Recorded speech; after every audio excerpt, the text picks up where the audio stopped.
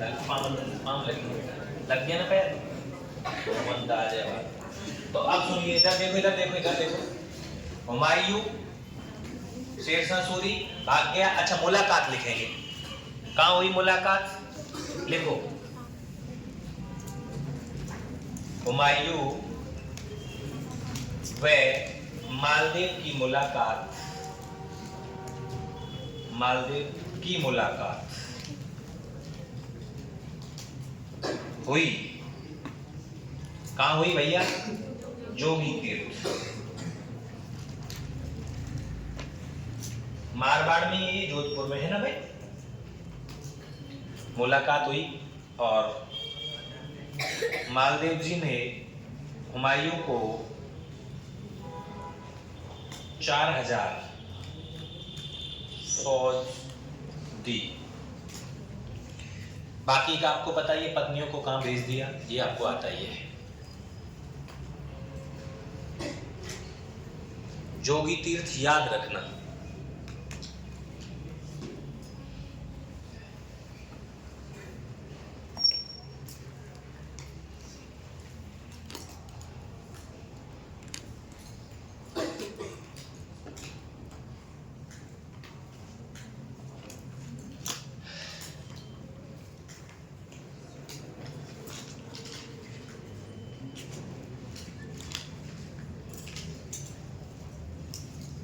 हुमायूं को लगा देना बीच में, 4000 फौज थी,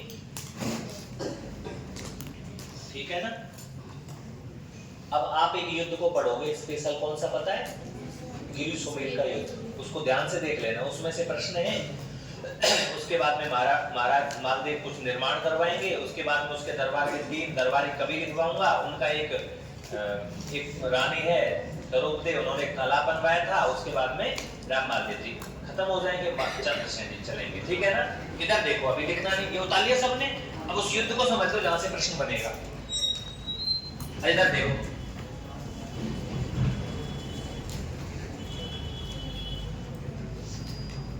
इधर दिल्ली का राजा कौन है? दिल्ली में कौन है? शेरशाह है।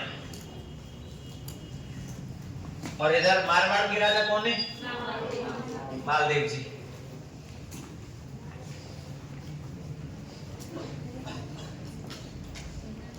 ठीक है ना। सहायता करने के लिए कि बताया कि मालदेव जी ने तो भैया हुमायूं की सहायता करी है, ये बात कौन ने बताई? कल्याणमल ने। और याद रखनी ये बात। इधर से हमारी फौज चलती, साहब मालदेव जी अपनी फौज को लेकर के चल दिए। उनका पहला पड़ाव कहां रहा? पीपाड़ गांव में। कौन से गांव में? हमारा नाम है पीपाड़। हुई पीपाड़, या तुम पढ़ रहे हैं? पीपाड़ गांव में हम अपन ने पड़ाव डाल दिया। साहब सेना निकल गई बात दुर्ग थे, तो शेरशाह सूरी को भी इस बात का पता लग गया कि अगला भी युद्ध के लिए रेडी है। शेरशाह सूरी साहब नारनौल होता हुआ पहुंच गया। और ये कहां पहुंच गया? एक जगह पड़ती है, शेरशाह सूरी तो बिल्कुल बावड़ो है कि यारो देख लूंगा, आजा देख ले। तो वो जगह का नाम है बावड़ा। बावड़ो है, जगह को नाम का है बावड़ा। पर इनका पहला पड़ाव मतलब ये है, जब सेनाएं मारवाड़ के अंदर जहां बैटल ग्राउंड से पहले जहां जहां वो रुकी हैं, वो जगह है, याद रख लेना। शेरशाह सूरी तो कहां रुका हुआ है? और महाराज कहां रुके हुए हैं? पीपाड़ में। पीपाड़ से पहुंचे साहब मालदेव जी, आगे अगला जो दस्ता हमारा सेना चल रही है, तो गिरी में पहुंचे। गांव का नाम क्या है? गिरी। 2 गांवों के बीच में सेनाएं हैं, 2 गांव हैं। पहले जनसंख्या ज्यादा नहीं होती थी, जमीन ऐसी थी, लड़ाई के लिए था सब कुछ। गिरी, और गिरी वर्तमान के ब्यावर जिले में आता है। वर्तमान के कौन से जिले में? पहले तो पाली में आता था, लेकिन आपको पता होना चाहिए कि अजमेर और पाली की कुछ तहसीलों को मिलाकर के नए जिले का गठन हुआ है, जिसका नाम क्या है? ब्यावर। ठीक है ना। उधर से साहब वो आगे बढ़ा, तो ये आ गया साहब सुमेल गांव में। कौन से गांव में? सुमेल में शेरशाह सूरी ने पड़ाव डाल दिया। ये सुमेल गांव पड़ता है दोस्तों रायपुर ब्यावर के अंदर। कहां पड़ता है? अब ध्यान रखना, वर्तमान में गिरी सुमेल का मैदान जो है, इसको मिक्स करके क्या बोलेंगे? गिरी सुमेल का युद्ध, या इसको बोलेंगे जैतारण का युद्ध। कौन सा युद्ध? जैतारण का युद्ध, ठीक है ना। गिरु सुमेल का युद्ध, जैतारण का युद्ध, और या इसको कहेंगे आप सुमेल गिरी का युद्ध, क्योंकि दो गांवों के बीच में टक्कर जहां पर सेनाएं खड़ी हुई हैं उनका नाम है गिरी सुमेल, सुमेल गिरी या जैतारण का युद्ध, ठीक है। अब सुनो, सेनाएं आमने सामने इस जगह पर आ गई। तारीख कौन सी है जिस दिन लड़ाई होनी है? उस दिन अब तो ये पहुंचे हैं, ठीक है ना। तारीख है 4/5,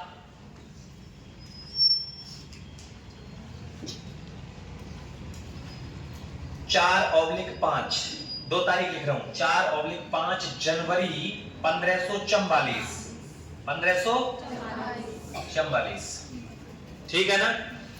और मैदान का नाम हो गया, मिक्स कर देता हूं, गिरी सुमेल का युद्ध। कौन सा? गिरी सुमेल का युद्ध, या सुमेल का युद्ध, या गिरी का युद्ध, या जैतारण का युद्ध। वर्तमान के कौन से जिले में आता है?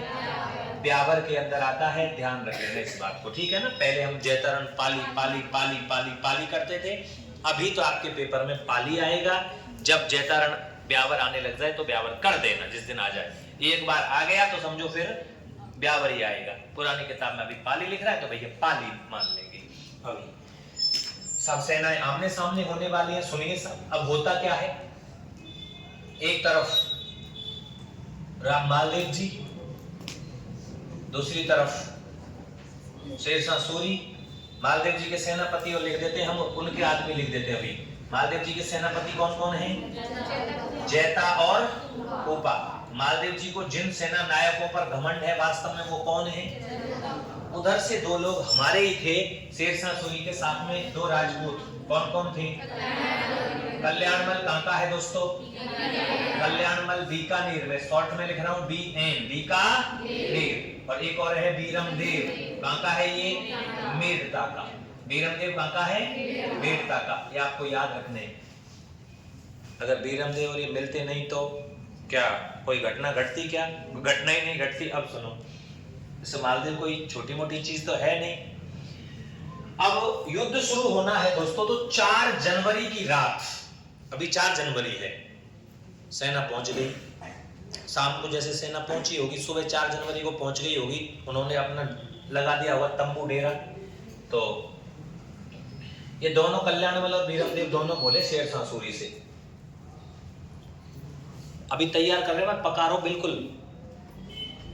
महाराज, शेरशाह सूरी ने कहा बोलो, हम तो आपके साथ में लड़ेंगे, लेकिन हमें ऐसा दिख रहा है कि आप युद्ध जीत नहीं पाएंगे। शेरशाह सूरी ने पूछा ऐसा क्यों? कि भाई क्यों नहीं जीत पाएंगे? तुम दिल्ली से चले हो मेरे साथ में, तब तो तुम कह रहे मालदेव कुछ नहीं है, मालदेव कौन है, क्या है मालदेव, कुछ भी नहीं है महाराज, आप हरा दोगे। और जैसे ही यार मारवाड़ में आके सेना लगा दी है और सुबह युद्ध होना कल, तो ये कौन सा तरीका कि हम हारेंगे? महाराज तुम हारोगे बेटा, उल्टो जा ना सके, उल्टो जाए शेरशाह सूरी तो मालदेव जी की सेनाएं दौच ही देगो, भगन नहीं देगो। तैयार कर रहे भाई, कहीं युद्ध में छोड़ के ना भाग जाए। दुनिया पहले बल्ले भाग ली है, पहले भाग लिए ना, बहुत सारे भाग जाते थे। शेरशाह सूरी ने कहा इसका रीजन क्या है? कि रीजन एक ही रीजन है, एक ही वजह है जिसकी वजह से हम नहीं जीत सकते इस गिरी सुमेल की लड़ाई को। महाराज क्या है? जैता और कोपा। पहले ना बताया जैता और कोपा बाकन खतरनाक सेनापति हैं। तो शेरशाह सूरी ने सुना जैता कोपा, शेरशाह सूरी ने कहा ये जैता कोपा कौन है? वायन की जैसे हम कल्याणमल और बीरमदेव तेर संग है ना, ऐसे उसके विश्वास पात्र सेना नायक हैं जैता और कोपा। महाराज मालदेव को तो युद्ध के मैदान में उतरने की भी जरूरत नहीं पड़ती है, इससे पहले वो हिसाब किताब रेडी कर देते हैं। और जब तक इस युद्ध में, ये कहा उन्होंने, जब तक इस युद्ध में जैता और कोपा लड़ते रहेंगे तब तक हम ये युद्ध जीत नहीं सकते, चाहे तुम युद्ध कितने दिन भी लड़ लेना। मतलब मेन बात कौन पे है? जैता और कोपा पे। राजपूतों की भी फौज, बीकानेर की और बीरमदेव वाली फौज तो शेरशाह सूरी के साथ में है ना, हाथी घोड़े लाया दुनिया भर के। शेरशाह सूरी का ये ऐसा युद्ध था भैया, मालदेव कोई छोटी मोटी शक्ति तो था नहीं, पूरे ताम झाम इकट्ठो करके लिए आयो। ये दोनों जब तक जिंदा है महाराज, जब तक हम नहीं जीत सकते। इसलिए शंख वादना बजइयों जादना लगे कि हम जीत सकें। शेरशाह सूरी का दिमाग चकरा गया। भाग सकते नहीं, युद्ध लड़ सकते नहीं, ऐसी कंडीशन में युद्ध भी नहीं लड़ सकते और भाग भी नहीं सकते। शेरशाह सूरी ने कहा कि ठीक है तो चलें फिर दिल्ली, वापस योजना बना के आएंगे। महाराज उल्टे भी जाओगे तो भी ये काट देंगे जैता कूपा। इन दोनों से पूछा तो उपाय है कोई कुछ? महाराज उपाय तो है, कुछ नगद रकम की व्यवस्था करनी पड़ेगी, उपाय हमारे पास में है। कल्याणमल इस बात को बोला बीरमदेव, हमारे पास में उपाय है, हम दोनों के पास में, लेकिन तुम्हें कुछ नगद पैसे की व्यवस्था करनी पड़ेगी, उपाय हम कर देंगे। शेरशाह सूरी ने कहा गड्डी की गड्डी रखी अपने पास में, रुपया चलाने वाला शेरशाह सूरी तो है। रुपया किसने चलाया बोलो? नहीं पता तुमको? रुपया मुद्रा चलाने वाला शेरशाह सूरी है, ये मोड़े ने जो कर दें। कौन ने चलाया रुपया? प्रेस नहीं, किसने चलाया रुपया? शेरशाह सूरी। बीरमदेव और कल्याणमल से बोला जल्दी बताओ क्या व्यवस्था है, कैसे जीते यार, टेंशन में आ गए हम तो, गलत आ गए भाई साहब। बैठो बैठो, यह बात है, ये की बात है कि हम गलत आ गए यार। ये दोनों कह रहे रुपया ने मंगवाओ ना, पहले योजना बता जब रुपया दूंगा। तुम्हारे चक्कर में मैं दिल्ली से यहां आ गया यार। उसने कहा सुनो तो फिर, अभी सारे लोग सो जाएंगे, सोने के बाद में 20-20 हजार रुपया की गड्डी नगद नई, 20 हजार तो जैता के तकिया के नीचे टेंट में सो रहे हैं और 20 हजार कूपा की तकिया के नीचे रख दिए जाएंगे।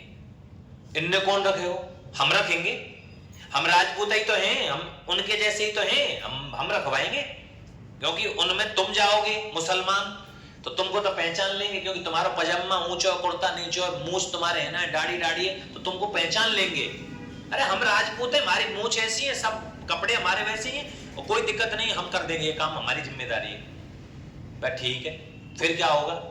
फिर ये होगा पत्र लिखवाए जाएंगे, 4 पत्रों में ये लिखा जाएगा कि जैता और कूपा को जैता कूपा हमने आपको पैसा दे दिया है, इसलिए आप युद्ध के अंतिम समय में मालदेव के पास में जैसे ही हम पहुंचते हैं, आप मालदेव जी को बंदी बना लोगे और हमें सौंप दोगे, हमने आपको पैसा दे दिया है। ऐसा पत्र जिसे पढ़ करके कोई भी आदमी का दिमाग खराब हो जाए,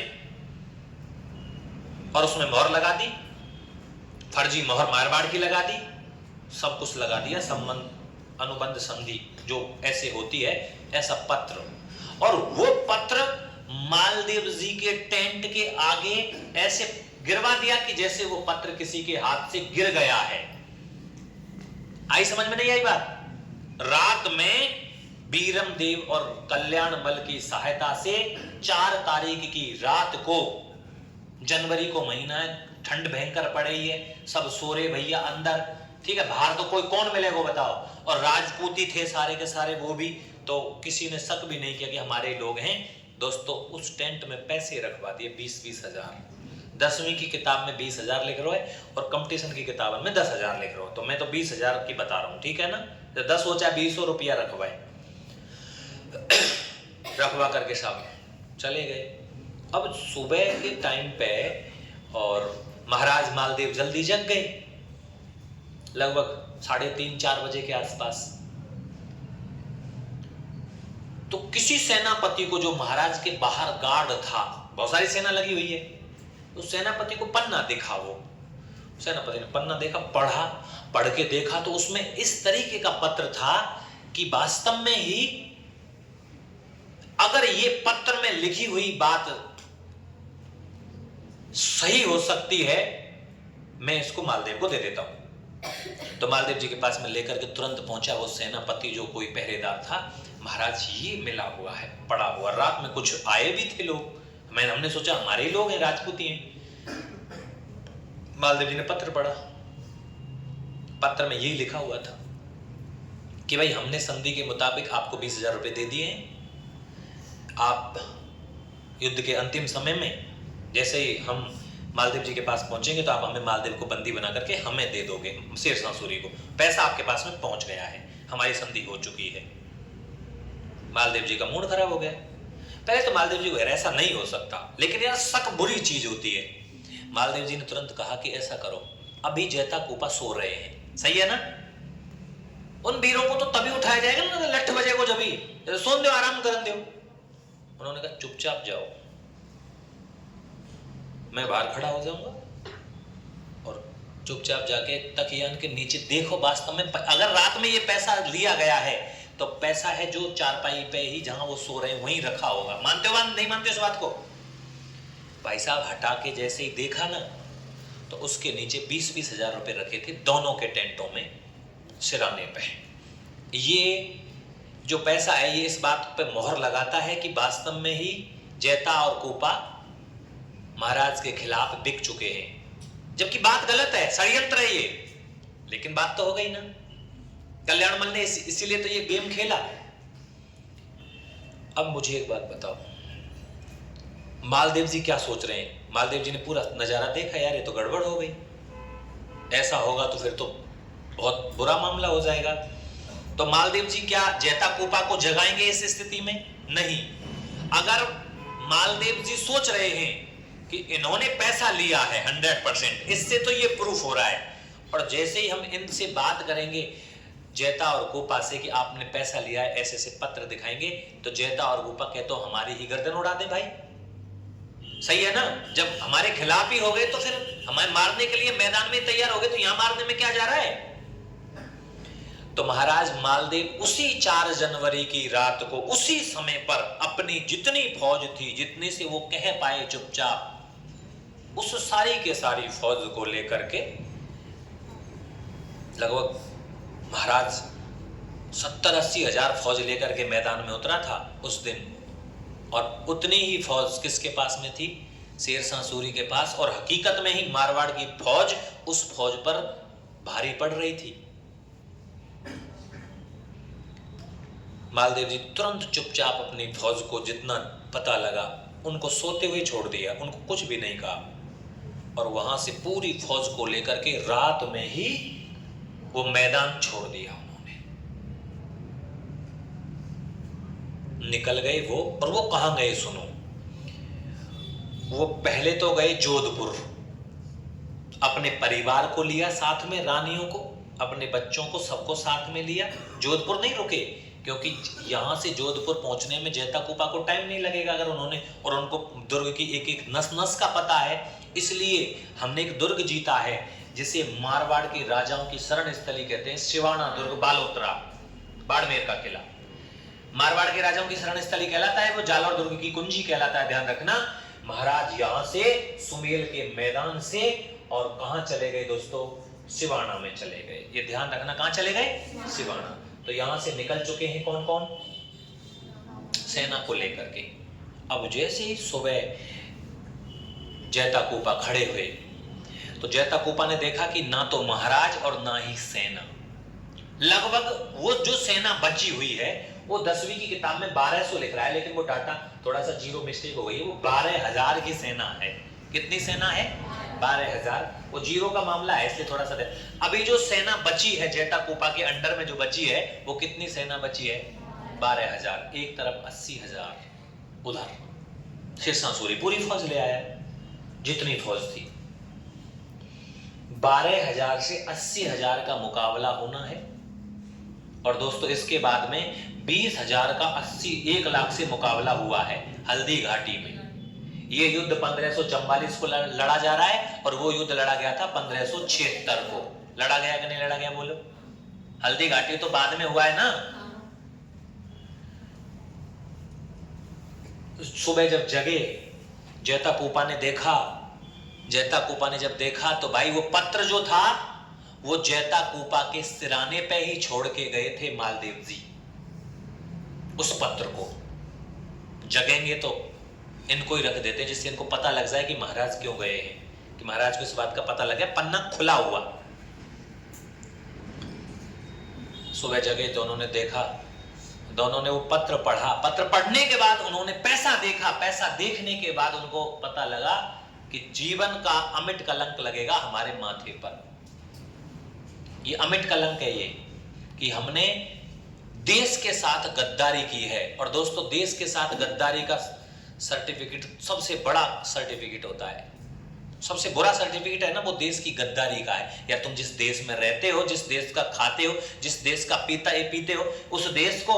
इसलिए आज आर्मी का सैनिक जो आर्मी में भर्ती होता है ना, वो गोली छाती पे खाएगा, पीठ नहीं करता है। आज ये सिखाया जाता है। राजपूताना राइफल्स आपने सुना होगा, RR राजपूताना राइफल्स।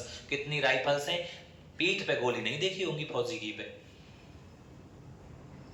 वो जुनून है, आज भी फौज को सिखाया जाता है, हमारी फौज को। इसीलिए अमेरिका कहता है कि मुझे आर्मी से इंडिया की दे दो, बाकी तो मेरी मर्जी, जाए पकड़ लाऊंगा मैं गर्दन उठा के। फौज किसकी होनी चाहिए? इंडिया की। भारतीय फौज मेरे पास में हो, बस मेरी मर्जी होगी जब तक मैं पूरे वर्ल्ड पर अपनी उंगलियों पर नचा सकता हूं। ऐसे वो कहता है, आज भी कहता है। ये दोनों ने बात करी, दोनों ने कहा यार ये तो अपने जीवन पे कलंक लग गया। अगर अब हम यहां से तुरंत निकलते हैं और मालदेव जी के पास जाते हैं तो मालदेव जी हम पर कभी भरोसा नहीं करेगा। बोलो, भरोसा करेगा क्या? इसलिए नहीं करेगा क्योंकि जो हमको छोड़ करके ही चले गए, इसका मतलब उनके दिमाग में हमारे प्रति नफरत पैदा हो गई है। और अगर हम वहां जाएंगे तो महाराज के दिमाग में एक ही बात रहेगी कि ये मुझे फिर से मैदान में पकड़ने के लिए लेकर किसी तरीके से शेरशाह सूरी को देंगे, इनकी जो शर्त के मुताबिक। दोनों ने बात करी कि क्या किया जाए। अपनी 12,000 सेना में जोश पैदा करना। यार 12,000 है, उसको लाखों सेना खड़ी है। जब आमना सामना होगा 12,000 और 80,000 का मुकाबला देख के तो देखो एक बार, कुछ देर में ही मामला गड़बड़ हो जाएगा। मानते हो नहीं मानते हो? लेकिन सेना बहुत मजबूत हिंदुस्तान की पहले से ही रही है। उन्होंने अपनी सेना के सामने सब कुछ प्रूफ रख दिया कि भाई ये हुआ है। हर एक सैनिक ने ये कहा कि गर्दन कट जाएगी लेकिन हम युद्ध का मैदान छोड़ के जाने वाले नहीं हैं। और जैता कूपा ने कहा कि इस कलंक को सिर्फ 2 तरीके से धोया जा सकता, एक ही तरीके से धोया जा सकता है, और वो है इसी कंडीशन में शेरशाह सूरी से क्या करना? युद्ध करना। केवल युद्ध।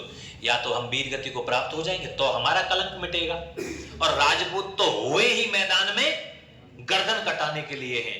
ये तो तुमको जसवंत सिंह की इतिहास में और बताऊंगा मैं। महारानी महामाया, उसने गेट नहीं खोले थे और उन्होंने पता है क्या कहा था? जब औरंगजेब से हार के जसवंत सिंह गए थे, दारा का साथ दे रहे थे उसके बड़े भाई का, तो गेट नहीं खोला था रानी ने। पता है क्या कहा था? कि या तो राजपूत युद्ध के मैदान में वीर गति को प्राप्त हो जाते हैं या विजयश्री लेकर के लौटते हैं। ना तो तुम्हारी वीर गति हुई, ना तुम्हारे पास में विजयश्री है, इसलिए गेट नहीं खुलेगा। वापस जाओ, चाहे तो मैदान में वीर गति को प्राप्त हो जाओ, या फिर आना है तो जीत के आना है, गेट तब खुलेंगे। ऐसा राजपूताना।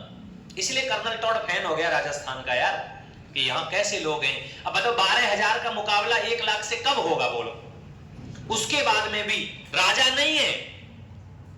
खानवा लड़ रहे थे, महाराज घायल हो गए, सांगा हारते हारते जीतते जीतते हार गए अगले 5 मिनटों में। मानते हो इस बात को? तो उन्होंने कहा कि सिर्फ एक ही तरीका है, युद्ध। या तो वीर गति को प्राप्त हो जाओ, या जो है मैदान में सामने उसको खत्म करो। युद्ध अंतिम है, वहां जा नहीं सकते क्योंकि हमारे ऊपर मालदेव जी कभी भरोसा नहीं करेंगे। ये एक एक सैनिक को बताया। एक एक सैनिक ने कहा कि महाराज चाहे कुछ भी हो जाए, चाहे अकेला सैनिक बचेगा, तब तक हम क्या करेंगे? युद्ध करेंगे और हमारे ऊपर लगे हुए कलंक। दोस्तों, कलंक बुरी चीज होती है यार, कलंक को मिटा देंगे। आमना सामना होना है 5 बजे। शेरशाह सूरी बड़ा खुश है, अब तो युद्ध जीत गए। अब वो इसलिए खुश है, मालदेव चला गया, अपनी जान बच गई। यार मालदेव यहां होता, उतनी सेना को लेकर के अपना मामला कभी नहीं बनता। अब इस युद्ध को देखो तुम, हुआ क्या? एक सेनापति है, इसका एक खुद का इतिहासकार है शेरशाह सूरी का, अब्दुल खान। उसने किताब लिखी तारीख ए शेर शाही, ठीक है ना। एक है अब्बास खान, तारीख ए फिरोज शाही। वो किताब लिख रहे हैं दोनों। और इधर हमारा जो सेनापति है वो हमारे हैं ही हैं। आमना सामना 5 तारीख को होना है। मैं तुम्हें दिखाता हूं युद्ध किस तरीके से लड़ाई हुई। इधर घोड़ों पर बैठ गए कौन, जैता और कूपा। दोस्तों युद्ध की डेट 4 या 5 जनवरी आती है, 4/5 जनवरी। लड़ाई तो 5 को हुई थी, 4 तारीख को तो मैदान में आमने सामने आने के लिए इकट्ठे हो गए थे। 5 जनवरी को 1544 को इस मैदान में, और कौन कौन है दोस्तों, जैता कूपर एक तरफ, कौन है, शेरशाह सूरी। शेरशाह सूरी हाथी पे बैठा हुआ था इधर, क्योंकि इस युद्ध के अंदर उसने ना कोई ऐसे मतलब उसने कहा वैसे जीत जाएंगे, अब तो कोई बड़ी बात नहीं है। तो हाथी पे बैठ के आराम से बोले तमाशा देखेंगे लड़ते कैसे हैं राजपूत। चलो थोड़े ही राजपूतों को लड़ते हुए देख ले। ये कल्याणमल वीरमदेव कहते हैं जो तक को पैसे लड़, तो सिर्फ तमाशा देखेंगे क्योंकि ज्यादा सेना है नहीं। इधर से सारे के सारे घोड़ों को लेकर के 12,000 सेना अटैक करती है। सुबह युद्ध शुरू होता है। ये युद्ध शुरू हुआ दोस्तों, दोपहर तक ये युद्ध चला है। अभी दोपहर तक इतनी सेना मारी गई, इधर इतनी सेना मारी गई दोस्तों। शेरशाह सूरी ये सोचने पर मजबूर हो गया कि यार ये राजपूत लड़ते किस तरीके से हैं, और अगर इस समय मालदेव होता तो हम तो अब तक तो हमारा भी सफाया हो गया होता यहाँ तक, अगर मालदेव जी साथ में होते तो। ये तो इतने से ही लोग इतना भयंकर लड़ रहे हैं। आधे दिन की लड़ाई में राजपूतों की विजय हुई। आई समझ में नहीं आई बात? आधे दिन की जो लड़ाई हुई ना, उसमें राजपूतों की क्या हुई, विजय हुई। आधे दिन के बाद फिर युद्ध शुरू हुआ। स्वाद खा खा के लड़े पहले, ठीक है तो आजा, मरेंगे क्या मारेंगे, ऐसे लड़ाई होती थी। ऐसे नहीं होता था वह खोपड़ी फोड़ के भागो, पूरा रास्ता में निकल रहा पत्थर फेंक दियो, ऐसी लड़ाई नहीं है। खूब हल्दी घाटी कैसे लड़ी, तेरो मन करे जब लड़, तू केगो जब लड़ेंगे, हाथी हार के ठीक है, चरा ले पिवा ले सुवा ले फिर आ जाइयो। ऐसा ही लड़ा था ना हल्दी घाटी, पूछ पूछ के कि तू का चावे जैसे लड़ेंगे, ऐसे लड़ा ना हल्दी घाटी। ऐसे ही शेरशाह सूरी के सामने वो मालदेव जैता कूपा लड़ रहे, मालदेव जी नहीं है। अब दोस्तों अगला मोर्चा फिर शुरू हुआ। दोपहर बाद फिर युद्ध शुरू होता है, और दोपहर बाद युद्ध शुरू होता है। शेरशाह सूरी तक सेना पहुंच जाती है, मतलब इसके आसपास तक पहुंचने वाले इतनी सेना को जैता कूपा के साथ 12,000 की सेना ने मार दिया। वो लिखता है उसका सेनापति कि भैया राजपूतों का जो दुष्ट शाम के बाद का, दोपहर बाद का जो अटैक था वो इतना बुरा था कि 3 बज रहे थे उस समय पर। कितने?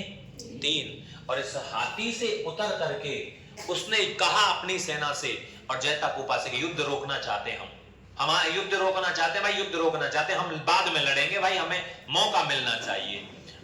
जैता कूपा ने कहा ठीक है। ऐसा कहता है वो इतिहासकार लिख रहा है कि ये शेरशाह सूरी इस हाथी पे से उतरा और इसने नमाज अदा की थी, नमाज, और ये कहा था कि अल्लाह कैसे भी करके जिता दे बस। अब ये ना उस युद्ध में एक षड्यंत्र था जिसको हम पकड़ेंगे। अब क्या षड्यंत्र था? षड्यंत्र ये था सेना हारने वाली है, अगर ये अटैक ये 5-7 2-3 मिनट के लिए ये टाइम नहीं मिलता ना ये, तो दोस्तों ये मालदेव जी की जो फौज है जैता कूपा की, वो शेरशाह सूरी को भी लुढ़का देती। अब तक इतनी भयंकर लड़ाई और हम जीत रहे हैं। देख रहे हैं आप युद्ध को पढ़ के, हम जीत रहे थे। 12,000 80,000 से मुकाबला कर रही है और हम जीत रहे हैं, देख लो तुम। और कुछ समय में इसका भी हिसाब किताब।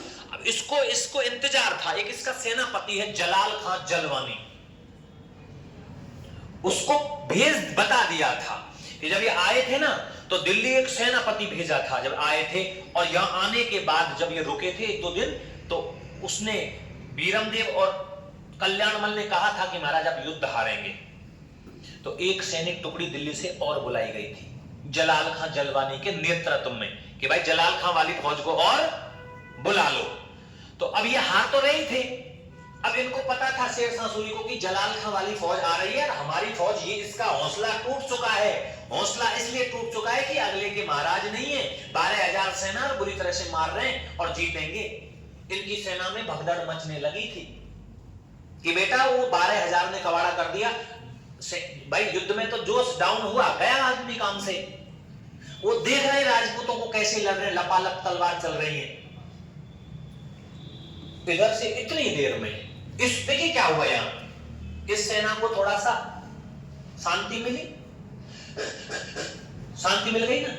हमारे तो लड़ने को मरने को तैयार है साहब। इधर से जलाल खां जलवानी नई फौज लेकर के आ जाता है, एक टुकड़ी नई फौज मिल जाती है। बोलो जोश बढ़ेगा कि नहीं बढ़ेगा? दोस्तों ये वाला जो हुआ, इसमें अंतिम समय है, राजपूती सेना युद्ध हारते हारते हारते हारते नई फौज ने क्या किया, पीछे से आकर के जैता और कूपा को घेर लिया, जिसमें जैता की लड़ते हुए क्या हो जाती है, मृत्यु। और बाद में अंतिम समय में कूपा की भी मृत्यु हो जाती है। और जैसे ही जैता कूपा की मृत्यु होती है, हमारे सैनिक सारे के सारे वीर गति को प्राप्त हो जाते हैं। और ये शेरशाह सूरी को सुन रहा था अब तक कि हम हार रहे हैं, हार रहे हैं, हार रहे हैं, हार रहे हैं, हार रहे हैं। तो जैसे इसने सुना अंतिम समय है युद्ध का कि जैता कूपा वीर गति को प्राप्त हो गए, तो ये खड़ा होकर के मैदान में बुरी तरह से चिल्लाने लगा और ये कहता है कि मैं एक मुट्ठी भर बाजरे के लिए आज हिंदुस्तान की बादशाहत को खो बैठता। मारवाड़ में क्या होता है, बाजरा। एक मुट्ठी बाजरे के लिए आज हम हिंदुस्तान की बादशाहत खो देते। कहां कौन के चक्कर में आ गए हम। और काश जैता और कूपा जैसे वीर सेना नायक हमारे पास में हो तो हमें विश्व विजेता बनने से कोई रोक नहीं सकता। ये आपने हर बार सुना होगा। आपने सुना होगा अकबर ने जब चित्तौड़गढ़ पर अटैक किया था तो उसने कहा था, जयमल और फत्ता जैसे सेनापति अगर हो हमारे पास तो इस कूड़े करकट की जरूरत नहीं है। अब तुम लगाओ यार, 12,000 की फौज 80-1 लाख से मुकाबला कर रही है और उधर से कितना सारा। इधर जब जैता कूपा वीर गति को प्राप्त हुए थे तो शेरशाह सूरी तो तुरंत समेट करके पूरा तामझाम और दिल्ली की तरफ चला गया। अच्छा, जोधपुर के दुर्ग पर शेरशाह सूरी का कब्जा हो जाता है और वहां का प्रशासक लगा दिया जाता है खवास खां को। किसको लगा दिया? खवास खां को लगा दिया। बोले जोधपुर हमने जीत लिया, अब खवास खां को लगा दो, क्योंकि मालदेव आएगा नहीं। दोनों सेनापति उनके वीर गति को प्राप्त हो गए। अब ये युद्ध जब लड़ा गया तो एक हमारे सेनापति ने, हमारे सैनिक ने जाकर के जैता और कूपा के उस रण कौशल को सिवाना के दुर्ग में महाराज को सुनाया था कि महाराज हम हारे नहीं थे। अगर आप युद्ध के मैदान में होते तो कोई ऐसा राजा नहीं है दिल्ली का जो कभी मारवाड़ या राजपूताने की तरफ आंख उठा के देखता, अगर आप होते। मालदेव जी ने कहा ऐसा क्या हुआ कि महाराज जैता और कूपा ने उस 12,000 की फौज में ऐसा जोश पैदा किया। उन्होंने कहा कि हमारे खिलाफ षड्यंत्र किया गया है और प्रत्येक सैनिक ने ऐसी कसम खाई कि हम युद्ध जीत रहे थे। वो तो अंतिम समय में उस शेरशाह सूरी ने वो युद्ध रुकवाया और युद्ध षड्यंत्र के तहत रुकवाया कि मेरा नमाज का टाइम हो गया है, मैं नमाज अदा करना चाहता हूं। उसने नमाज पढ़ी थी और वो चिल्ला चिल्ला के कह रहा था कि हे अल्लाह मुझे किसी तरीके से इस युद्ध को जितवा, नहीं तो मैं यहां से मारा जाऊंगा। और उसके बाद में उसकी नई फौज आ गई थी। अगर महाराज आप युद्ध के मैदान में होते तो आज आपके दोनों वीर सेनापति जिंदा होते, क्योंकि उसने ये भी चिल्ला के हाथी से कहा था कि अगर जैता और कूपा जैसे वीर सेना नायक किसी के खेमे में हो तो वो कभी युद्ध हार नहीं सकता। भाई साहब मालदेव की आंखों से आंसू निकल रहे थे। यार ये हमने क्या किया, हमने, हमारे साथ में तो हमारे तो 2 सेनापति गए और युद्ध हार गए हम। चलो युद्ध तो जीत लेंगे, लेकिन जो हमने सेना यार भरोसे से तैयार होती है। एक फौज में लगने वाला आदमी जो होता है ना, उसको ट्रेनिंग दी जाती है। बोलो दी जाती है कि नहीं दी जाती है? कितना पैसा खर्च होता है। तनख्वाह तो तुम छोड़ो, तुम्हारे को जो सैलरी मिलती है वो तो बात अलग है, लेकिन तुम्हारे ऊपर जितना पैसा एक सैनिक पर खर्च होता है वो कितनी बड़ी चीज होती है। किस तरीके से तैयार किए जाते हैं। तुमने सुने होंगे ब्लैक कैट कमांडो वगैरह होते हैं, अलग प्रशिक्षण होता है भैया, बहुत खतरनाक तरीके का। उस समय में भी होता था, आज भी होता है। युद्ध हार गए हम। इतिहासकार फरिश्ता जिसने किताब लिखी तारीख ए फरिश्ता, उसने ये बात लिखी अपनी किताब में। उसका प्रूफ जो मैं बता रहा हूं ना कि एक मुट्ठी भर, एक मुश्त बाजरे के लिए आज हम हिंदुस्तान की बादशाहत खो देते, ये शब्द कहे थे। आज ये किस में किताब में मिलते हैं पता है? तारीख ए फरिश्ता में।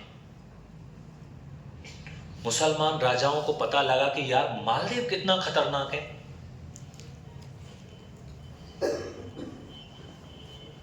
अब मालदेव जी बाड़मेर के दुर्ग में थे, मतलब वो सिवाना वाले फोर्ट में।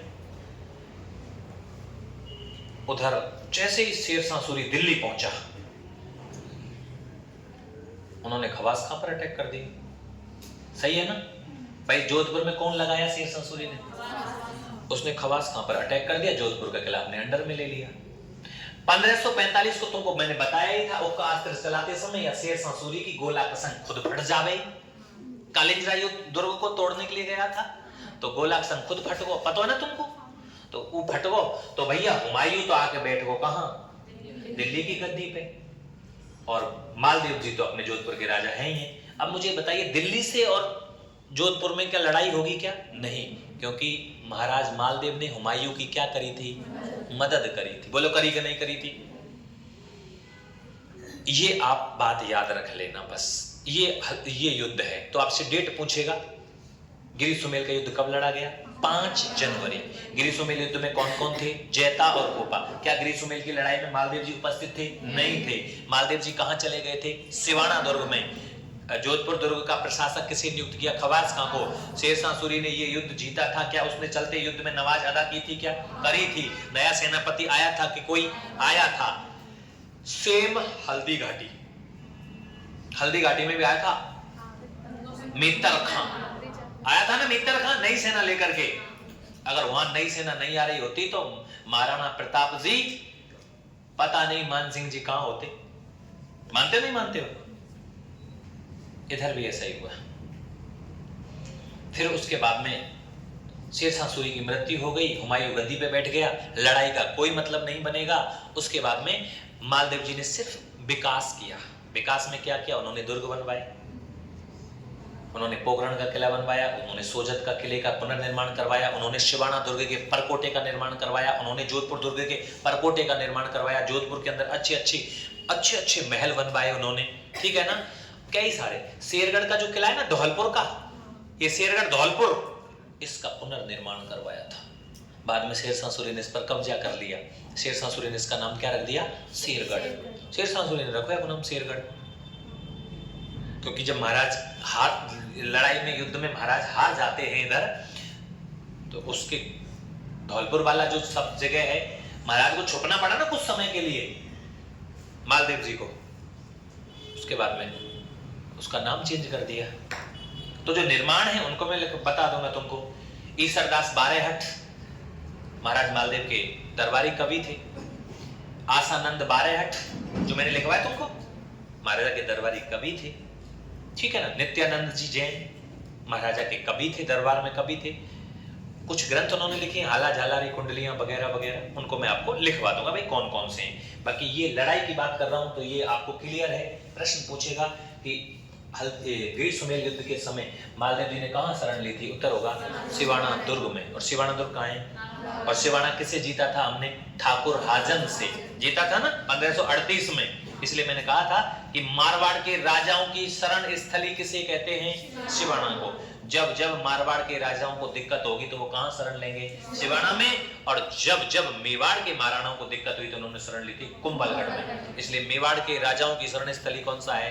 कुंभलगढ़ दुर्ग। और मारवाड़ के राजाओं की शरण स्थली कौन सा है? सिवाना का दुर्ग। समझ में आई कि नहीं आई बात? ये पूरा तामझाम समझ में आ गया? लिखवा दिया जाए मतलब। अरे हाँ ना करो, युद्ध तो हार गए, क्या करें फिर? कोई नहीं, बाद में जीत लेंगे लड़ाइयों को। तो लिखवा दूं फिर तुमको? चल रही है? नहीं चल रही उसमें कि मुझे पता है उसमें वो नहीं था ना गैप, इसलिए वो बात हो रही थी बार बार। अब कहां तक लिखवाया तुमको? बोलो। पौवा को लिखवा दी, 3 आदमी लिखवा दिए, मुलाकात जोगी तीर्थ को ये लिखवा दिया, 4000 की फौजदारी की लिखवा दी हो हैं? आ जाओ लठ बजा सीधो सीधो। नहीं, तुमको ऐसे बनाना, लिखना पहले यार बनाओ बेटा, इसमें तो बनाना पड़ेगा तुमको यार। ये तो खुद एक नक्शा तो बना लो थोड़ा सा, गिरी सुमेल को लिख देंगे सीधा सीधा, है ना? एक तरफ मारवाड़ बना दो, एक तरफ कौन बना दो? दिल्ली बना दो। कैसे कैसे आए उन्हें बना दो, कैसे कैसे पहुंचे। देखो महाराज तो कहां पहुंचे? पीपाड़ पे कहां पहुंचे? गिरी। तो हमारा जो मुख्य जगह लड़बे को कौन सी गांव में? वो कहां पे आयो? ई खाए आ कहां गो? सुमेल में। सुमेल कहां है? रायपुर ब्यावर में। और मिल के कावन गो, तो ये नीचे लिखेंगे ना गिरी सुमेल का युद्ध है। तो यह बना दो डायग्राम में, दोनों दिल्ली से कैसे कैसे आए हैं वो, ये पूछता है कई बार। जैसे मैंने हल्दी घाटी ना लिखाई, अजमेर को दुर्ग मैगजीन, मैगजीन से पहुंचे मांडलगढ़, मांडलगढ़ से फिर आगे मोलेला, मोलेला से सेना घुस गई मान सिंह की, लिखा है ना। हमने केलवाड़ा, लौसिंग, महाराणा प्रताप जी का मायरा की गुफा लिखवाए थे ना। इस तरीके से कुछ भी पूछता है, आप तो कुछ भी पूछता है सबको करो, सीधी सी बात, हमसे तो गलती होने का चांस ही नहीं है। तुम तो पढ़ावे लग जाए करो, बालक को सुनावे लग जाए करो, कथा निलाला आ जाओ, कर्नल टोड की कथा न सुनाओ। और खेरली के कर्नल जेम्स टोड है, गुरुजी एन के सर जी, उन्होंने हमें पढ़ाया और हम तुम्हें बताएंगे। कर्नल टोड इतिहास लिखते हैं, राजस्थान के इतिहास, हम इतिहास को आपको सुना रहे हैं भाई ऐसा हुआ।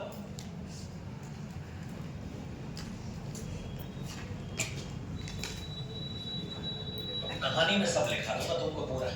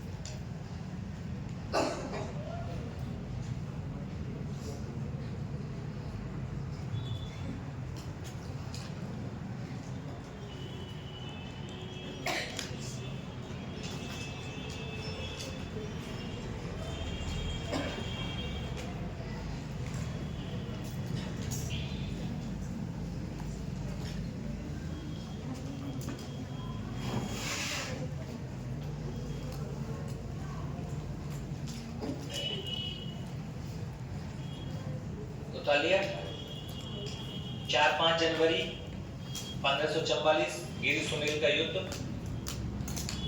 ब्यावर में आवे वर्तमान में, सही है ना। गिरी सुनील और जयतरण, और अंडरलाइन कर दो, और नीचे मैं लिखवा रहा हूं मेरे तरीके से लिखना, जिस तरीके से मैं युद्ध को लिखवाऊं उस तरीके से लिखो। राव मालदेव, सेनापति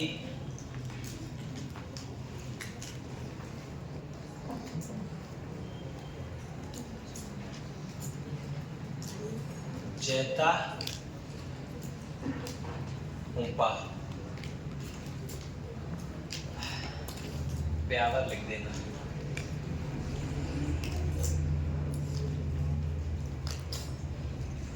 शेर शाह,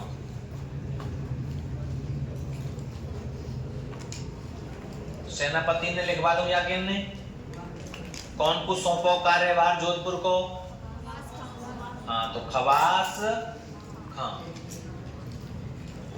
और एक को नाम है ईसा खां। ये दो सेनापति, या को संग और दे रहे, कौन दे रहे संग, हाँ राजपूत, दो राजपूत और कौन कौन, कल्याणमल।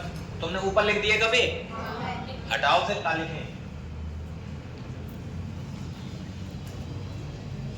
इसको महाराज राम मालदेव जी के हाथी को नाम लिख दीजिए भैया, हाथी कौन है बेटा, हाथी बसंत राय, और जो हाथी जीता वो कौन सा हो, दरिया जोश।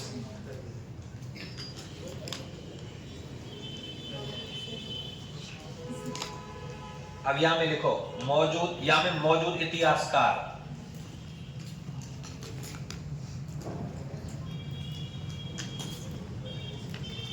मौजूद इतिहासकार,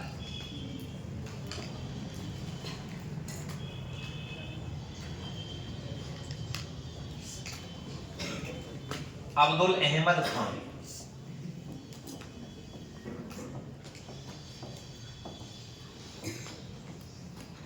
अब्दुल अहमद खान की पुस्तक को नाम, तारीख ए शेरशाही।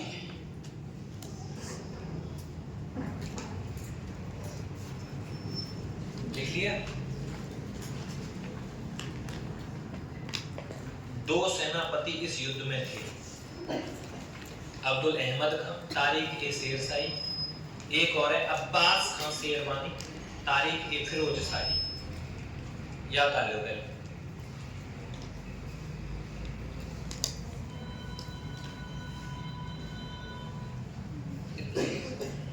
उनको नीचे लिखवाऊंगा, फरिश्ता की बात को और उसकी बात को, है ना।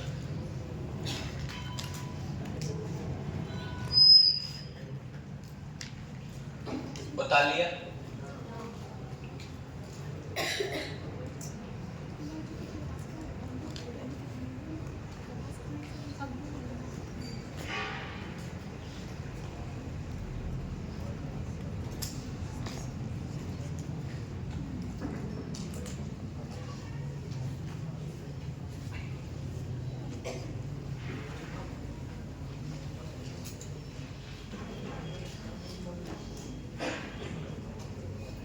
ऊपर सरका दूका बोलो।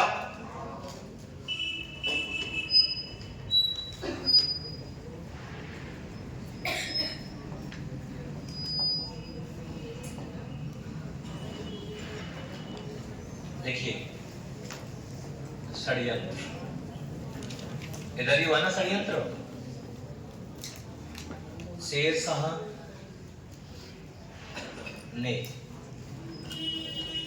कल्याणमल व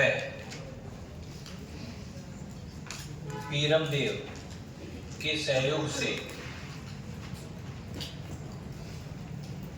जैता कोपा के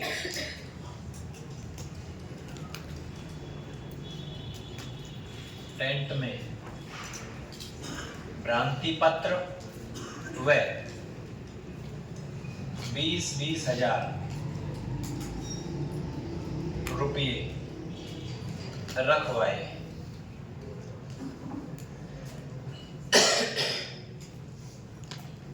मालदेव इस कारण मालदेव युद्ध में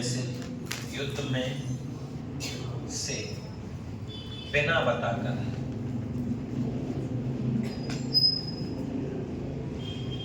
रात में ही चले गए। बेटा कहां चले गए बोलो? सेवाना दुर्ग में।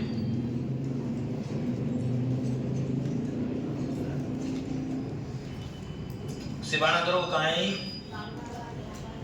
बालोतरा। या उतारो पूरी कहानी जो सुनाई है मैं लिखवा रहा हूं अब मैं। बालोतरा में चले गए, सेवाना दुर्ग में। जोधपुर गए, पहले जोधपुर से सीधे सिवाना चले गए, ठीक है ना। राज परिवार को लेकर के उनको पता है कि युद्ध हम जीत नहीं सकते हैं, क्योंकि इधर 80,000 सेना है, उधर मात्र कितनी सेना है? 12,000। इधर सेना लिख देना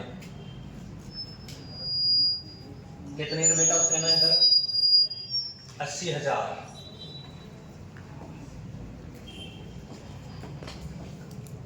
इतकु सेना कितने है?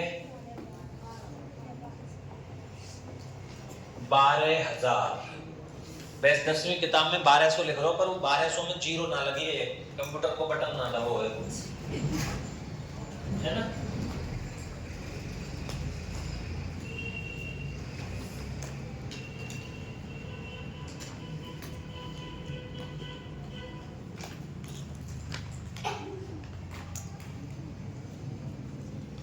जैता कोपा के सामने नीचे लिखेंगे।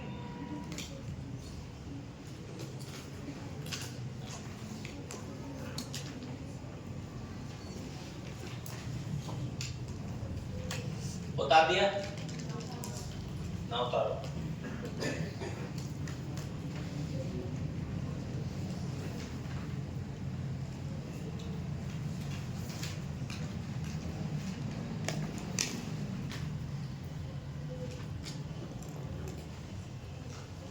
जी के याद होएगी कि ना होएगी? होनी चाहिए यार। पूरी कहानी में सुना रहे, टाइम लग रहा जब भी ना होगी का। ऐसा तो है ना कि तुमको मैं लिखा ही लिखा रहा हूँ बाहर की तरह, देखो बेटा उतारो बेटा, उतार ले जाओ, बना ले जाओ, है ना। मैं तो आपको लाइव चीज को पढ़ाने की कोशिश कर रहा हूँ। जैसे कछू तो याद होएगो, घर पे एक बार यार रिकॉर्ड देख लो जाते ही, पर तुम तो सोते होंगे जाते ही यार। मोबाइल वाले को मोबाइल पे तो फुर्सत ना होगी, है जाए तो फुर्सत मिल जाए तुम्हें, नहीं मिलनी चाहिए मोबाइल को तुम्हारे फुर्सत। इस क्लास में जितने भी लड़के बैठे हैं उनका मोबाइल तो इतना दुखी होगा कि तू कहाँ फंस गया यार। गले तो ऐसे वहां धर रखो, आलती पालती के बीच में चुपचाप मैसेज देखते हैं, ऐसे सामने मास्टर पतो ही ना। उतार लिया,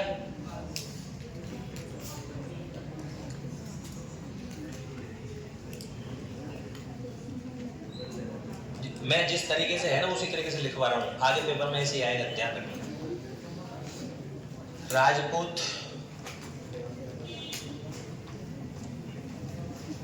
सेना युद्ध जीतते जीतते हार गई। आपको पता ही है, रीजन उधर लिखवा दूंगा। जैता कोपा शहीद, जैता और कोपा क्या हो गए, शहीद हो गए भाई साहब। इधर तो ये लिख दीजिए, इधर तो राजपूती सेना की पूरी बात हो गई है ना, ठीक है ना। और उधर इधर लिख देंगे क्या क्या हुआ एक साइड में, पूरे युद्ध में क्या क्या चल रहा है।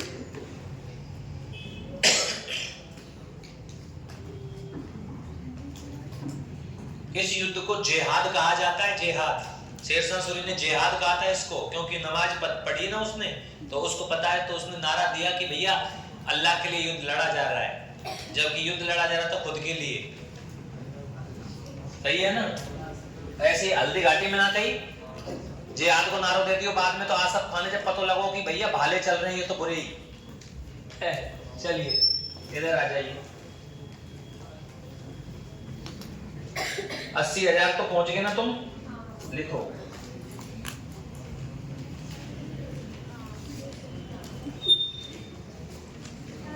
शेरशाह ने युद्ध को रुकवाकर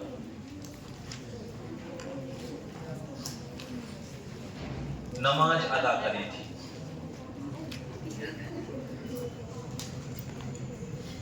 अच्छा, नई सेना कौन आई युद्ध में? नया सेनापति, हाँ आया, बाको नाम है जलाल खान।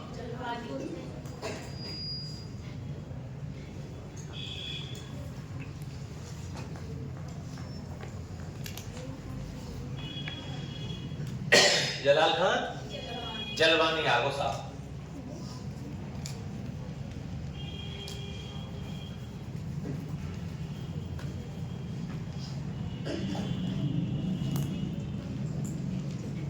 अब लिख दो साहब, यहां में विजयी कौन रही हो?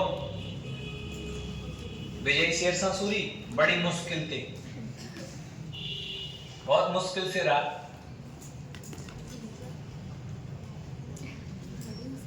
उसने कुछ शब्द बोले, उनको मैं नीचे लिखवाऊंगा।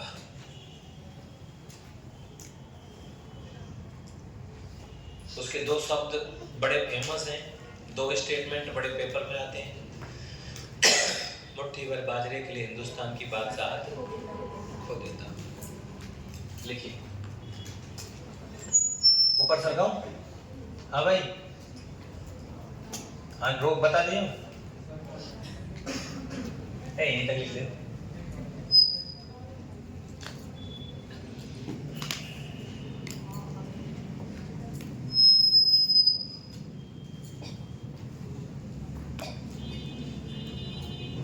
युद्ध जीतने के बाद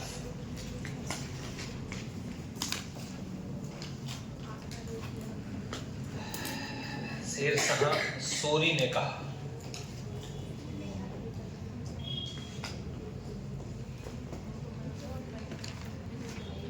मैं आज मुट्ठी भर बाजरे के लिए किसकी? हिंदुस्तान की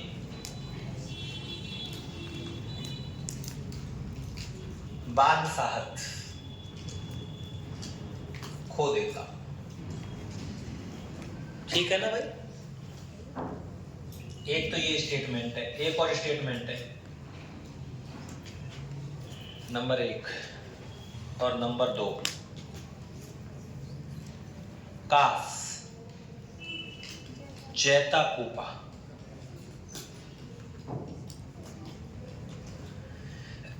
जैसे सेना नायक मेरे पास हों तो हम बहुत जल्दी ही विश्व विजेता बन सकते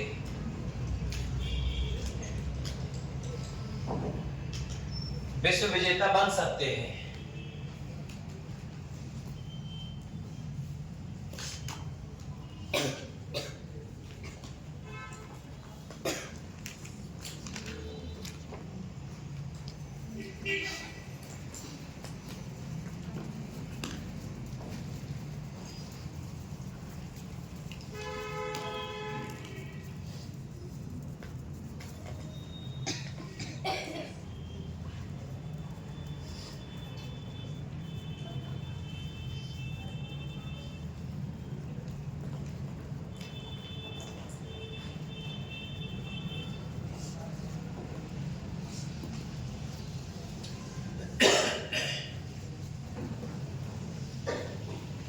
लिख लिया?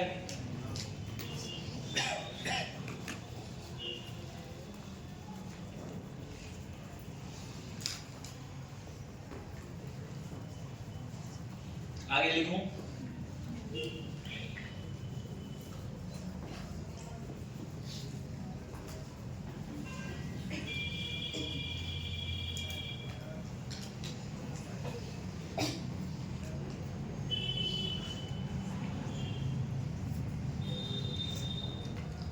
शेर शाह सूरी ने जोधपुर दुर्ग का प्रशासक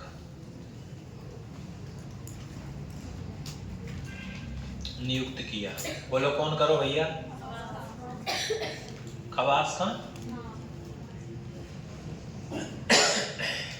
खवास खान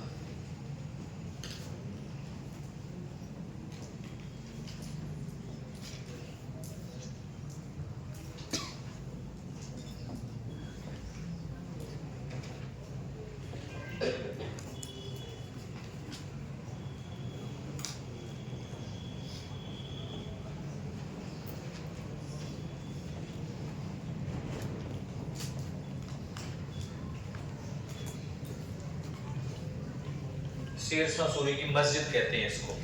मस्जिद बनवाई माने जीत के जोधपुर के दुर्ग में। तो तुमसे पूछे कि भैया राजस्थान में शेर शाह सूरी की मस्जिद कहाँ है, तो कहाँ है सके बताओ? है जोधपुर में। ठीक है ना?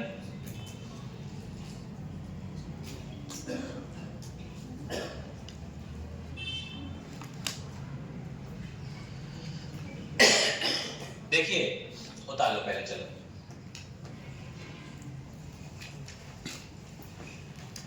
पीछे। एक बात बताओ, उतार ली हो तो। गिरी सुनील युद्ध का आंखों देखा वर्णन, सचित्र वर्णन मतलब किस किताब में मिलता है?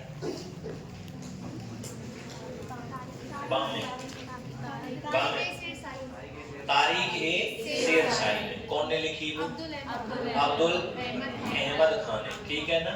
वो तो मौजूद ही हो। दो किताबों में और वर्णन मिले, बिन्ने लिखवा रहा हूँ। अब्बास खान शेरवानी की किताब है तारीख ए फिरोजशाही, और फरिश्ता की किताब है तारीख ए फरिश्ता। नारा समझ में? नारा आरा नारा आ रहा तो हटा दूं यार? जल्दी देखो यार, देखो तुमको फास्ट होना चाहिए लिखने में। मैं इतना पढ़ा रहा हूँ कि तुम समझना कि किसी के नोट्स में नहीं मिलेगा, चाहे 50 लाख रुपया कोई फीस को ले रहा हो, या तो ज्यादा मिल जाए मेरी गारंटी। और इस तरीके से लिखा हुआ मिल जाए तो मुझे नोट्स बता देना, सब ये लिख रहा हूँ कि बड़ी से बड़ी कोचिंग की कह रहा हूँ। तो मुझे थोड़ा सा देखो, टाइम अपनी क्लास भी 1.5-2 घंटे की चलती है, 1.5-पौने 2 घंटे की चलती है ना। और अगर ये घंटा की क्लास हो तो यहाँ में युद्ध शुरू होएगा ना इतनी देर में, तो टाइम आ जाएगा, सही है ना। तो थोड़ा फास्ट लिखने में थोड़ा फास्ट रहो, जाते हम जल्दी से जल्दी चीजें ज्यादा से ज्यादा पढ़ सकें। मेरा टारगेट है मतलब पूरी कहानी के साथ अच्छा पढ़ाना। अब लिखो,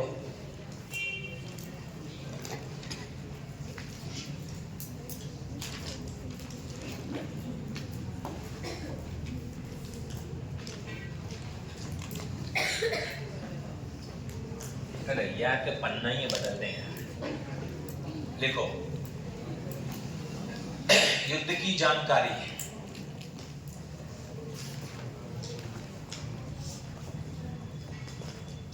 देने वाले अन्य ग्रंथ, 2 ग्रंथ हैं। एक तो तुमने लिख ही लियो ना, एक है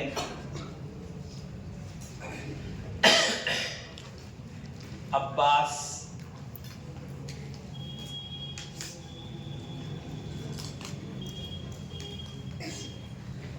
खां शेरवानी। अब्बास खां शेरवानी के ग्रंथ का नाम है तारीख ए फिरोज शाही। तारीख ए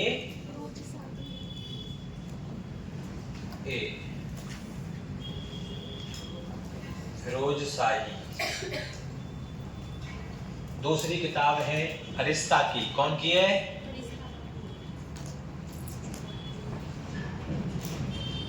तारीख ए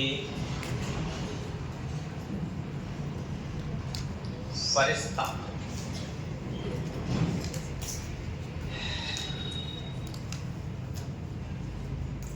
तारीख ए फरिश्ता लिख लिया।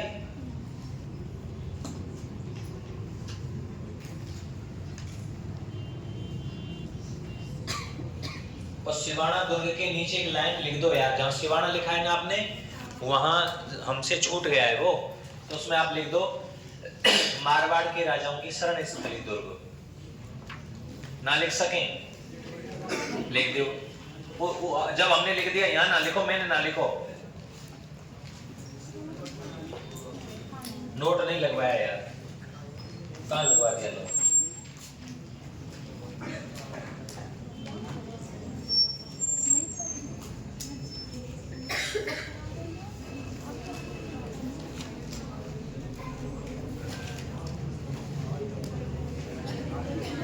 सिवाना दुर्ग, सिवाना दुर्ग पे लिख दो नीचे, उसके नीचे मारवाड़ की राजाओं की शरण स्थली है। अरे यार यही लिख दो यार, नोट में ना मन सुना करो, नोट नीचे चले जाएगा यार, तुम रह जाएंगे फिर याद। वैसे तो मैं दुर्गों में पढ़ा दूंगा, नेक्स्ट उससे नीचे सरकार मेरी करें ना सर के होगा।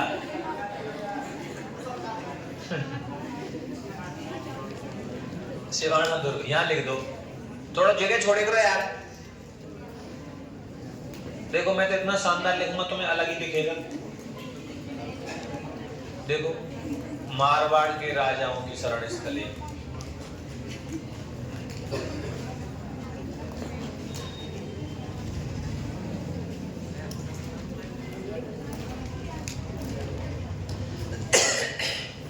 ध्यान रखना, शेरशाह सूरी हल्दी ये वाला युद्ध, जयतरण के युद्ध के बाद राजधानी सिवाना रही है।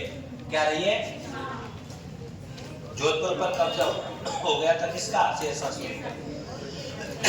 मालदेव की राजधानी कौन सी रही है? तो याद रह जाएगी ना। अरे आना करो, चाली आओ, दोनों याद रह जाएगी का?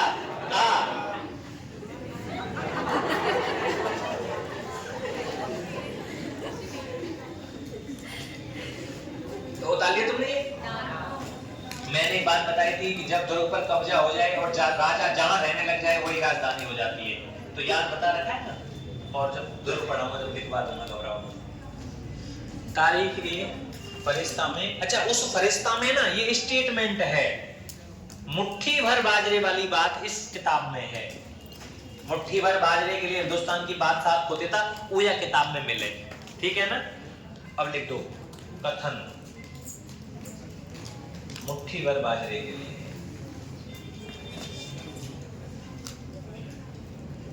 मुट्ठी भर बाजरे के लिए हिंदुस्तान की बात साथ खो देता, किस किताब में मिलता है भाई साहब? सुनो, आज तक तो आयो ना है ई प्रश्न, या वीडियो वायरल करवा दीजो, अपन को मिल जाएगा प्रश्न, आगे मिल जाएगा तुमको, देख। ये तो 50 हजारों बार आ चुका है कि मुट्ठी भर बाजरे के लिए हिंदुस्तान की बात, ये तो बहुत आता है। उतार दिया।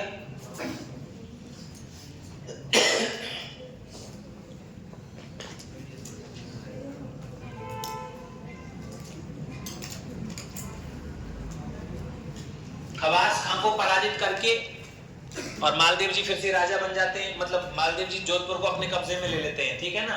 और 1545 में शेरशाह सूरी की का हिजाब है, 44 में युद्ध लड़ो यार, कचुलिना रियो होएगो, उधर वो मरा, इधर ये दोचा, हमारा ही साम्राज्य। लिखो, लिखवाऊं का 1545 कालिंजरा अभियान, शेरशाह सूरी की मृत्यु,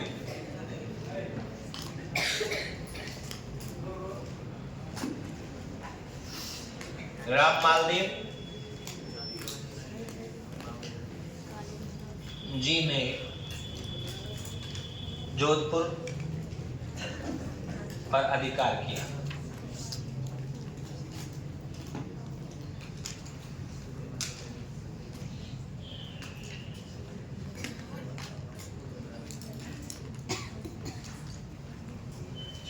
उधर हुमायूं आ गया भाई साहब, इधर कौन आ गया?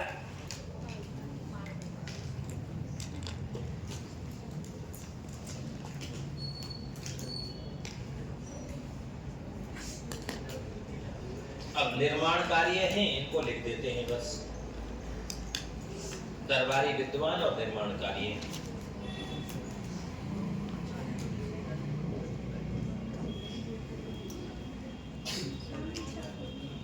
बता लिया।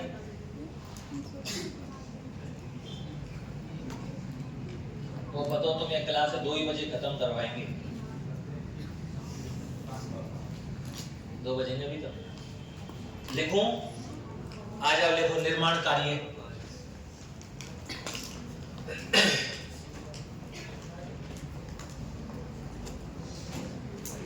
क्या क्या निर्माण? जोधपुर दुर्ग का परकोटा,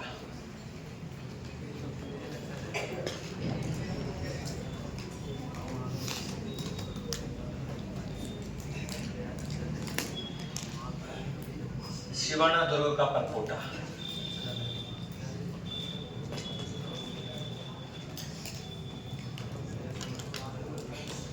पोखरण दुर्ग का निर्माण,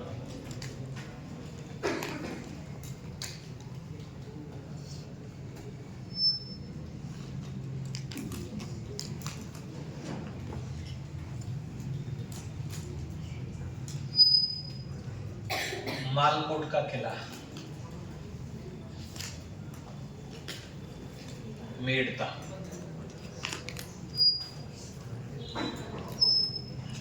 सोजत का किला, कहाँ है बेटा सोजत का किला? शेरगढ़ दुर्ग, कहाँ पे?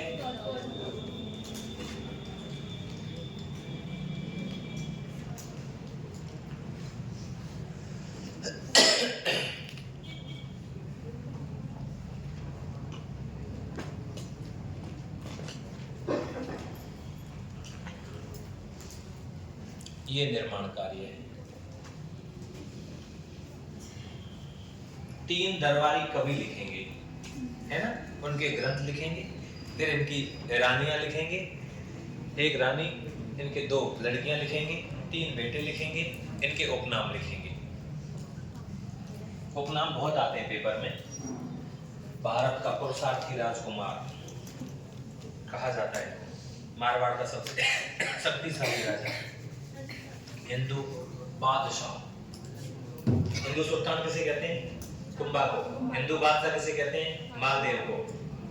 58 परगने में बामन युद्धों का विजेता, ऐसे नाम आएंगे। बामन युद्धों का नायक, ठीक है ना, 58 परगनों का नायक, ऐसे उपनाम पूछेगा। लिख लिया? पोखरण के नीचे मालकोट का किला मेड़ता में।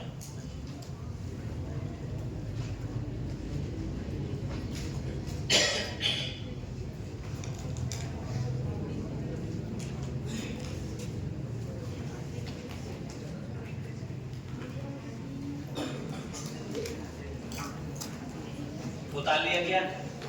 आना करो जल्दी। दरबारी विद्वान लिखाऊं फिर? आ जाओ लिख दो। 3 विद्वान हैं, उनके ग्रंथों को जरूर थोड़ा सा। दरबारी विद्वान,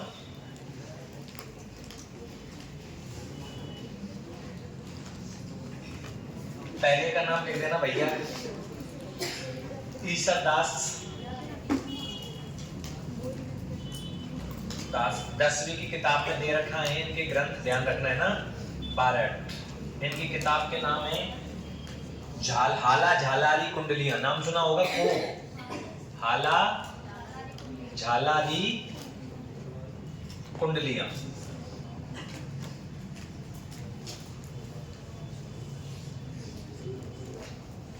कुंडलियां। दूसरा दे रखा है देवीयान और हरिरस, तीनों दे रखे हैं। देवीयान, हरिरस, सूरसागर। ये तो हो गई है साहब ईसरदास 12 की दरबारी विद्वानों में। एक है साहब आसानंद 12। कोई आसानंद नाम सुनो होगो कि आयो वहां जाके नहीं उन्मादित थे, मान रखे तो। हाँ वही है ये। इन्होंने जो ग्रंथ लिखे उनमें लिखो साहब उमादे भटियाणी रा कवित्त, उमादे भटियाणी रा कवित्त। और एक है साहब इनका गोगाजीरी पैडी, गोगाजी री पैडी, बाघा भारमली रादुहा। ये बाघा भारमली रादुहा सबसे ज्यादा आती है पेपर में, ठीक है ना। बड़ी प्रेम कहानी है, बहुत मस्त प्रेम कथा है।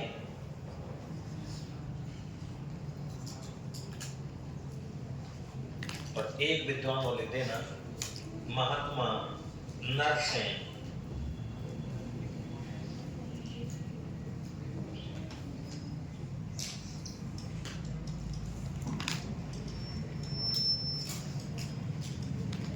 जिनको नरहरि भी कहा जाता है, ठीक है ना। 3 विद्वान है, नाम याद रखने विद्वानों के। अब ये तो रटने पड़े यार।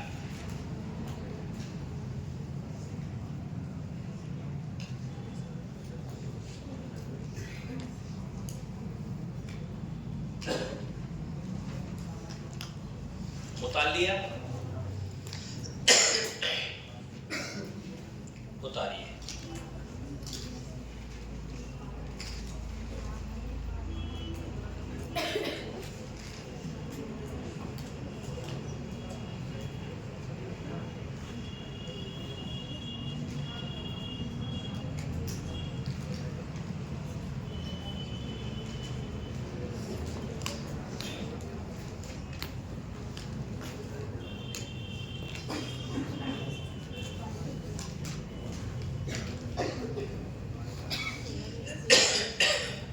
लिख लिया?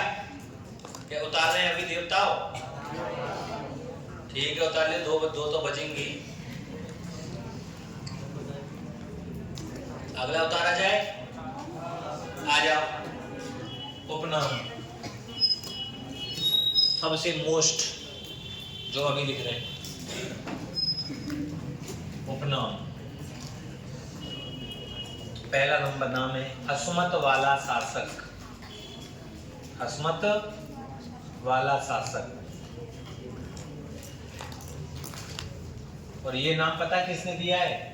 फारसी इतिहासकारों ने। जितने भी मुस्लिम इतिहासकार थे सबने हसमत वाला शासक लिखा है इनके आगे। हसमत का मतलब होता है शक्तिशाली।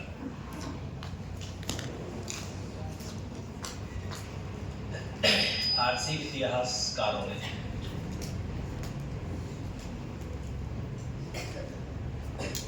हसमत वाला का मतलब क्या होता है? शक्तिशाली। दूसरा नाम है हिंदू बादशाह है। जितनी भी ख्यात है ना, ख्यात, उनमें इनका नाम हिंदू बादशाह है। तीसरा नाम है सर्वाधिक नहीं, भारत का महान पुरुषार्थी राजकुमार। भारत का महान पुरुषार्थी राजकुमार। ये पता है किसने कहा है? बदायूनी ने। बदायूनी कौन है पता है? अकबर का दरबारी कवि जो हल्दी घाटी के युद्ध में किताब लिख रो, बड़ी मुश्किल से बचो, अकबर ते जो करो, हम जानते हैं युद्ध कैसे लड़ा जाता है, भालो बचो ना नेक सोचो। भारत का महान पुरुषार्थी राजकुमार का है। उसके बाद में फरिश्ता ने, भारत का सबसे शक्तिशाली शासक। भारत का सबसे शक्तिशाली शासक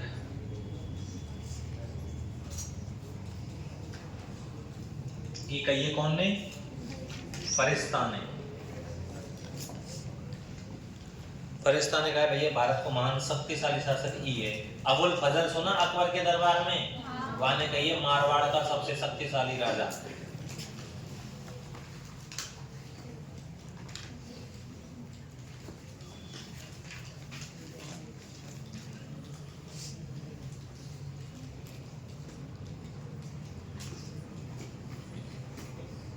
अबुल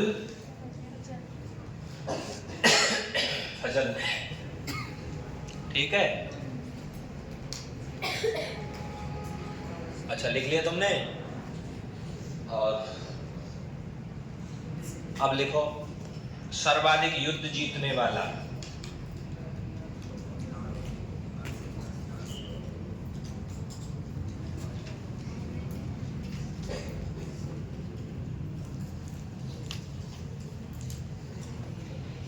अबुल फजल ने यार एक बात और कही है, चलो छोड़ो बाद में। अरे तो बाद में लिखवा दूंगा, कहीं भाग रहा हूँ का मैं, यही तो हूँ। सर्वाधिक युद्ध जीतने वाला है ना?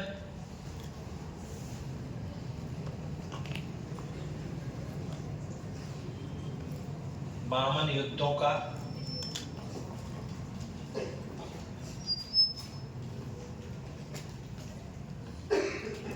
58 परगनों का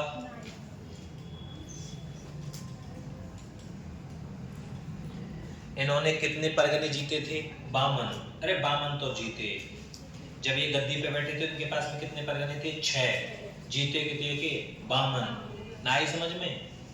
52 जीते हैं। 58 परगने, 58 परगने बना दिए।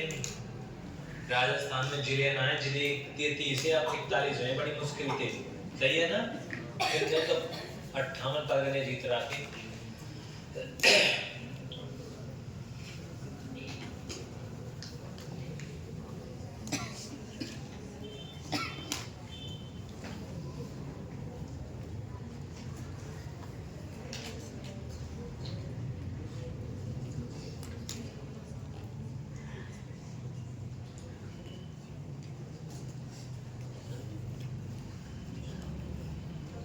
परमार्थी ये लिख दिया। हिंदू बादशाह, भारत का महान हसमत वाला।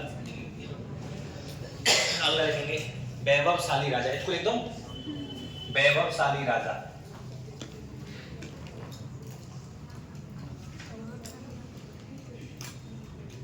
मारवाड़ में चित्रकला का जनक, मारवाड़ में चित्रकला का जनक, मारवाड़ का शौर्य युग, मारवाड़ का भैया कौन को काल मारवाड़ को शौर्य युग कहलावे बोलो? मालदेव को।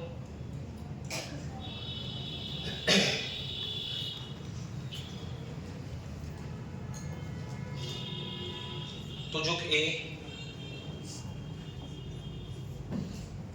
जहांगीरी, तुजुक ए जहांगीरी में पतो काली ग्रोह है? राव मालदेव महाराणा सांगा से कई गुना शक्तिशाली था, लिख रहा है।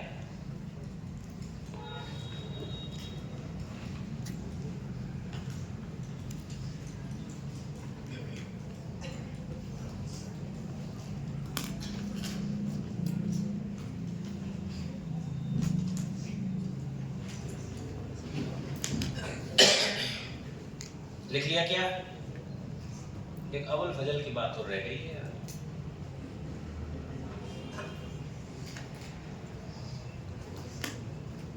उतार दो सबको, इतने सारे नाम है देख लो तुम। ऐसे तुमने महाराणा कुंभा के ना सुने? हिंदू सुल्तान राज रासो राणा रासो खगपति सतपति सबको पति, ना बता मैं तुमको कुंभा कितना शक्तिशाली महाराज है। इन पे तो ये कलंक लगो या युद्ध हार गई, सही है ना? कुंभा पे एक भी कलंक नहीं था, खतरनाक ही राजा थे, ये भी खतरनाक ही थे। क्या करें, ऐसा समय है वो बने।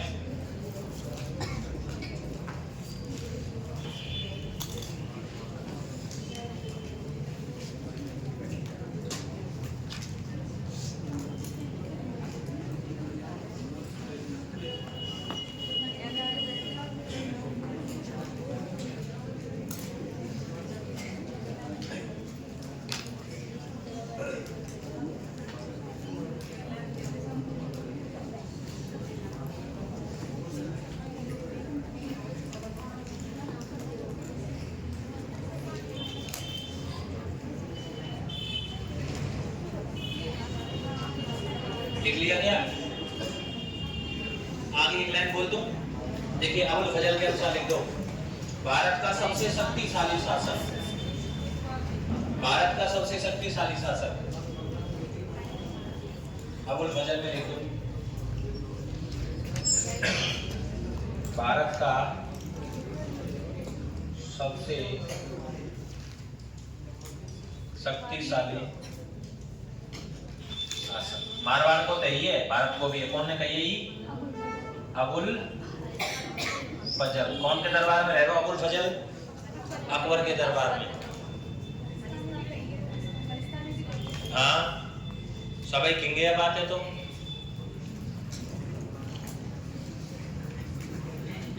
हाँ लिख लिया, नीचे लिखो, ये उपनाम हो गए हैं भाई।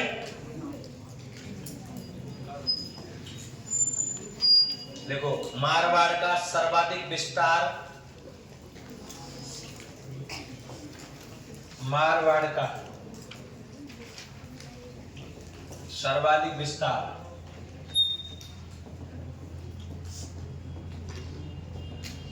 मालदेव जी के काल में हुआ।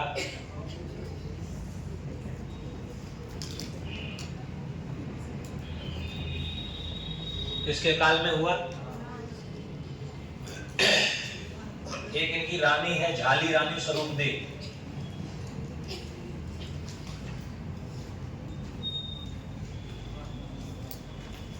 झाली रानी कौन सी है? स्वरूपदेव ने बहुजीरो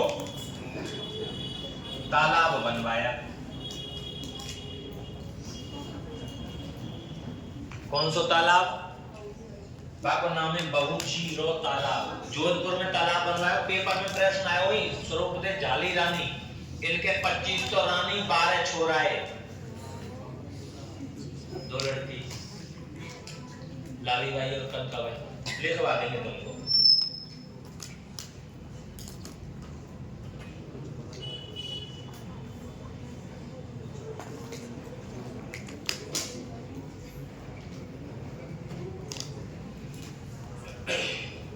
लिख दिया?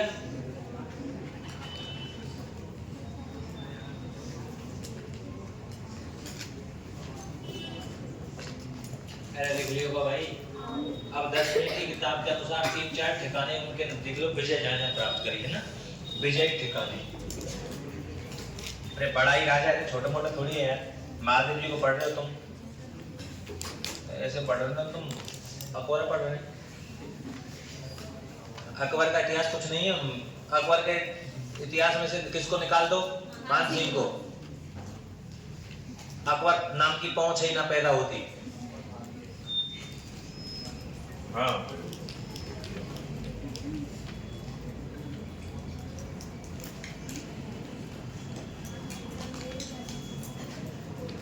नहीं।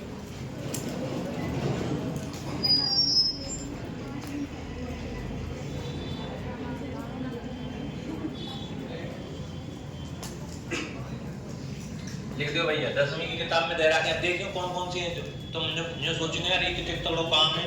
पहले लिखो भद्राजून, ये तो मैंने लिखवाई है तुमको। भद्राजून, रायपुर, मेड़ता, सिवाना, जालौर, अजमेर, नागौर। आ जाओ बेटा, देखो हिंडौन। हिंडौन ना सुना तुमने?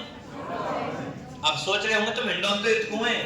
सोच के देखो तुम हिंडौन, ठीक है। और शिवाना लिख लियो। बयाना, किलो ना बयाना, धौलपुर। और तो मैंने लिखवा दिया तुमको। सांचौर लिखवा दिया। सांचौर किले हैं यहाँ पे। सुनो भाई, भरतपुर नाम की कोई चीज ही नहीं। 1733 में भरतपुर को किलो बनो। बातें पहले कौन सो किलो? बयानो जीत लियो। उसको धौलपुर को किलो वो जीत लियो बनवा के। तो भरतपुर नाम की जगह ही ना है। सही बात है ना? ना भरतपुर जगह ना डी, ये ना है। पहले किले जीते जाते थे। पहले क्या जीते जाते थे? किले पे ही तो राज्य चलता था। अंबर साहब अब कछु रहे होगा यार।